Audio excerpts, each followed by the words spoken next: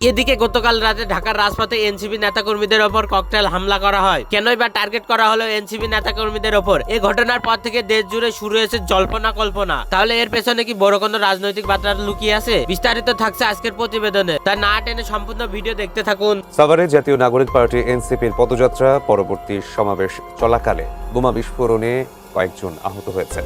যেই খুনিরা, যেই স্বৈরাচাররা জুলাই অভ্যুত্থানে লাখের পর লাশ ফেলে আমাদেরকে রাজপথ থেকে সরাতে পারে নাই, সেই খুনিরা ককটেল মেরে আমাদেরকে মঞ্চ থেকে সরাতে পারবে না। রাজপথ বিরাজিত রক্ত, রক্তের বন্যা।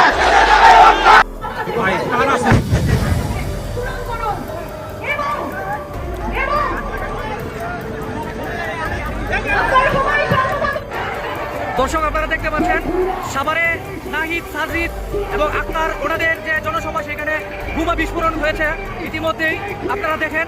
এবার হামলার শিকার হয়েছেন হাসনাত আব্দুল্লাহ সহ কয়েকজন শিক্ষার্থী। কন্ডিশন কেমন মনে হচ্ছে আপনি? আমার ওই জায়গাগুলোতে ব্যথা আছে এবং রক্ত এখনো জমাট হয়ে আছে, একটু সময় লাগবে।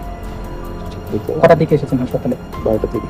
আসসালামু আলাইকুম, জানিয়ে দেবো এই মাত্র পাওয়া সর্বশেষ গুরুত্বপূর্ণ আপডেট খবর। দর্শক, এতক্ষণ শুনছিলেন সংবাদ শিরোনাম, এবার থাকছে বিস্তারিত। তার আগে ছোট্ট একটা রিকোয়েস্ট করতে চাই, যারা এই ধরনের নিউজ লাভ দেখতে ভালোবাসেন, দেরি না করে চ্যানেলটি সাবস্ক্রাইব করে বেল আইকনটি অন করে দেবে। তাহলে কথা লম্বা না করে চলুন ভিডিওটির বিস্তারিত দেখতে থাকি। সবাই শান্ত থাকুন, আপনারা সবাই শান্ত থাকুন। ইনকিলাব, ইনকিলাব, ইনকিলাব, ইনকিলাব। গুলি লাগলো।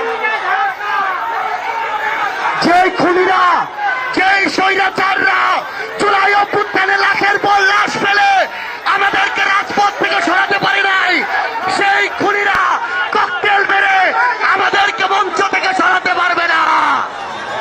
এই সাভার হচ্ছে শহীদ ইয়ামিনের সাভার, এই সাভার হচ্ছে শত লাশের সাভার। এই সাভারে আমাদের উপরে যাই চেষ্টা করা হোক ইনশাআল্লাহ।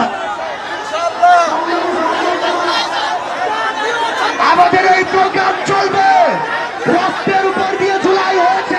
মজুক বিরাট কারবার, জিতে নাও ফ্যামিলি কার, স্পোর্টস বাইক ছাড়াও লক্ষ লক্ষ নিশ্চিত গিফট। রক্ত ঝরালে ঝরাবে, কিন্তু স্বৈরাচারের শেষ থেকে ছাড়বো। এই দিল্লি না ঢাকা, দিল্লি না রাজপথ, বিরাজিত রক্ত, রক্তের বন্যা। অতীতে যারা চেষ্টা করেছে তারা ব্যর্থ হয়েছে, হেলিকপ্টার নিয়ে পালাতে হয়েছে। গণভোটের প্রচারণা করেন, ভোটের পরে নির্ণয় সনদ বাস্তবায়নের ব্যাপারে আপনারা সবাই শান্ত থাকুন, আপনারা সবাই শান্ত থাকুন।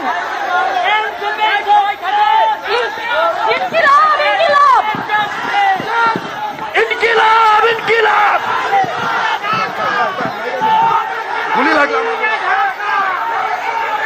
যেই খুনিরা, যেই স্বৈরাচাররা জুলাই অভ্যুত্থানে লাখের পর লাশ ফেলে আমাদেরকে রাজপথ থেকে সরাতে পারে নাই, সেই খুনিরা ককটেল মেরে আমাদেরকে মঞ্চ থেকে সরাতে পারবে না। এই সাভার হচ্ছে শহীদ ইয়ামিনের সাভার, এই সাভার হচ্ছে শত লাশের সাভার। এই সাভারে আমাদের উপরে যাই চেষ্টা করা হোক শেষ করে যাবো ইনশাআল্লাহ। আমাদের এই প্রোগ্রাম চলবে, রক্তের উপর রক্ত ঝরালে ঝরাবে, কিন্তু স্বৈরাচারের শেষ থেকে ছাড়বো। এই দিল্লি না ঢাকা, দিল্লি না রাজপথ, বিরাজিত রক্ত, রক্তের বন্যা। স্বৈরাচারের বিরুদ্ধে, খুনিদের বিরুদ্ধে। আজ থেকে নতুন দল এনসিপি তারা জুলাই যাত্রা শুরু করেছে, জুলাই পদযাত্রা। দেশের 100টি উপজেলায় তারা এটা করবে এরকম ঘোষণা দিয়েছে, কিন্তু ঘটনা খুব একটা স্বাভাবিক মনে হচ্ছে না। প্রথম দিনেই সাভারে কিছুক্ষণ আগেই খবর এসেছে, গণমাধ্যম খবর দিচ্ছে সেটা হচ্ছে যে সাভারে এই পথসভা করার সময় সেখানে বোমা বিস্ফোরণ, বোমা হামলার ঘটনা ঘটেছে। এই আয়োজনে এনসিপির আহ্বায়ক সহ শীর্ষ নেতারা উপস্থিত ছিলেন। এটা যে বাংলাদেশের রাজনীতির জন্য একটা বড় ধরনের অশনি সংকেত, সেটা স্পষ্ট বোঝা যাচ্ছে। কারা মারল, কিভাবে হলো, নাকি এর আগে আমরা 2004 সালে আওয়ামী লীগের সমাবেশে যে গ্রেনেড হামলার ঘটনা দেখেছিলাম, সেটার ন্যারেটিভে এরকম বক্তব্য শুনেছিলাম যে শেখ হাসিনা ভ্যানিটি ব্যাগে করে গ্রেনেড নিয়ে ওখানে টুক করে ফেলে দিয়েছেন, ফেলে দিয়ে নিজেই এই নাটক করে ব্যাপারগুলোকে বড় করার চেষ্টা করেছেন সরকারের বিরোধী। সেরকম ব্যাপার কি আবারও আমরা দেখব? চলুন সাভার থেকে একটু ঘুরে আসি, সেখানে কি হলো, এখন পরিস্থিতি কতটা উত্তপ্ত সেখানে। এনসিপির জুলাই পদযাত্রা এটা বাধাগ্রস্ত হয়ে যাচ্ছে কিনা? তাহলে এমনিতেই আজকে কক্সবাজারের দক্ষিণাঞ্চলের এই জুলাই পদযাত্রা স্থগিত ঘোষণা করা হয়েছে কক্সবাজারে পাহাড় ধসের কারণে। সেই আলোচনাই করবে এই ভিডিওতে, থাকবেন পলিটিক্স টিভির নিয়মিত আয়োজনে।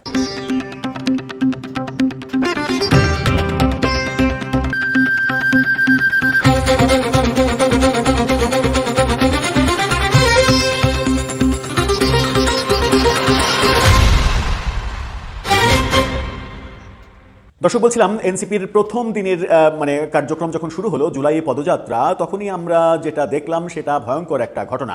সাভারে এই জুলাই পদযাত্রার ঘটনায় ককটেল বিস্ফোরণের ঘটনা ঘটেছে, বোমা হামলার ঘটনা ঘটেছে এবং একজন আহত হয়ে হাসপাতালেও গিয়েছে একটা পত্রিকা বলছে, আবার কিছু পত্রিকা বলছে বেশ কয়েকজন আহত হয়েছেন। আর সেখানে উপস্থিত ছিলেন এনসিপির আহ্বায়ক নাহিদ ইসলাম সহ শীর্ষ নেতারা। কি বলছে গণমাধ্যম? দেশ টিভির এই শিরোনামটা দেখে নিন। সেখানে বলা হচ্ছে সাভারে এনসিপির সমাবেশস্থলে বোমা বিস্ফোরণ, আহত কয়েকজন। তারা দাবি করছে কয়েকজন আহত। তারা বলছে সাভারে এনসিপির সমাবেশস্থলে এই ঘটনা ঘটেছে রাত 10:15টার দিকে থানা সংলগ্ন, থানা স্ট্যান্ড সংলগ্ন ঈদগাহ মাঠে সমাবেশ চলাকালে এই ঘটনা ঘটে। তার মানে এই ভিডিওটা যখন করছি তার থেকে 1 ঘন্টা আগে এই ঘটনাটা ঘটেছে এবং এটা একটা বড় ঘটনা। আপনারা মানে গণমাধ্যমে যে ছবি প্রকাশিত হয়েছে সেই ছবিটা একটু দেখে নিতে পারেন। সেখানে বিস্ফোরণের পরে যে পুরো ধোঁয়ায় আচ্ছন্ন হয়ে গেছে সেরকম একটা ছবি। এই ছবি মানে খুব একটা ভালো বার্তা দিচ্ছে না। আবার এখানে কয়েকজন আহত হওয়ার ঘটনা বলা হচ্ছে, একজনের ছবি আমরা পেয়েছি যিনি হাসপাতালে ভর্তি হয়েছেন, তার ছবিটাও দেখে নিন, সেটাও গণমাধ্যমে প্রকাশিত হয়েছে। এই ব্যক্তি সহ আরও অনেকে আহত হয়েছে বলে গণমাধ্যম বলছে। ঘটনাস্থলে থেকে এনসিপির কেন্দ্রীয় সদস্য ইয়াসির আরাফাত বিষয়টি গণমাধ্যমকে নিশ্চিত করেছেন। প্রত্যক্ষদর্শীরা বলেন ঢাকা জেলা এনসিপির আহ্বায়ক ইঞ্জিনিয়ার নাবিলা তাসনিদ বক্তব্য দিচ্ছিলেন। এ সময় সমাবেশস্থলে বোমা বিস্ফোরণের ঘটনা ঘটে। এতে সমাবেশে আতঙ্ক ছড়িয়ে পড়ে। এই যে আতঙ্ক বাংলাদেশের রাজনীতির জন্য একটা বড় অশনি সংকেতই বটে। এই ঘটনা মানে অনেক অনেক বার্তা দিতে পারে। এনসিপির এই জুলাই পদযাত্রা কেউ ব্যাহত করতে চায় কিনা, তারা কারা, এই টার্গেটটা আওয়ামী লীগকে করা হবে কিনা। যদিও এরপরে থানা ঘেরাওয়ের ঘটনা ঘটেছে। সাভার মডেল থানা ঘেরাও করেছে এনসিপি নেতারা। সেখানে স্লোগান দিতে দেখা যাচ্ছে সার্জিস আলমকে মাইক নিয়ে। এই থানা ঘেরাওয়ের ছবিটা, একটা ছবি গণমাধ্যম প্রকাশ করেছে, সেই ছবিটা আপনারা দেখে নিন। এই ঘেরাও কর্মসূচি আমরা দেখছি। এই ঘেরাও কর্মসূচি যখন আমরা দেখছি তখন তাৎক্ষণিকভাবে সিনিয়র সাংবাদিক বীর মুক্তিযোদ্ধা মাহবুব কামাল তিনি ফেসবুকে একটা স্ট্যাটাস দিয়েছেন। তার স্ট্যাটাসটা একটু দেখে নিন। তিনি বলছেন, এনসিপির 3 স্টার নেতার সভাস্থলে ককটেল বিস্ফোরণের ঘটনায় বোঝাই যাচ্ছে রাজনীতি করাটা খুব ঝুঁকিপূর্ণ হয়ে পড়েছে। অবশ্য অনেক আগেই হাদিকে হত্যা করার পর আমি ঝুঁকিপূর্ণ রাজনীতির কথা বলেছিলাম। এত যে ঝুঁকি, তারপরও কেউ রাজনীতি ছাড়তে চায় না। তবে কি নো রিস্ক নো গেন, এই ফর্মুলাতেই চলছে রাজনীতি। মানে রাজনীতি যে একটা মানে অনিশ্চিত জায়গা, সেই অনিশ্চয়তা জেনেও যারা রাজনীতি করছেন তাদের মানে কি বলবো যে তাদের টার্গেটটা কি, তাদের চাহিদা কি, তাদের মানে কি বলবো যে লোভটা কোথায় কাজ করছে যে এত ঝুঁকিপূর্ণ। প্রিয় দেশবাসী, আপনারা যারা ভিডিওটি শুরু থেকে শেষ পর্যন্ত দেখেছেন আপনাদেরকে অসংখ্য ধন্যবাদ। যদি ভিডিওটি ভালো লেগে থাকে একটা লাইক, কমেন্ট এবং শেয়ার করে দেবেন। তাহলে সুস্থ থাকবেন, ভালো থাকবেন। দেখা হবে পরবর্তী ভিডিও। আসসালামু আলাইকুম।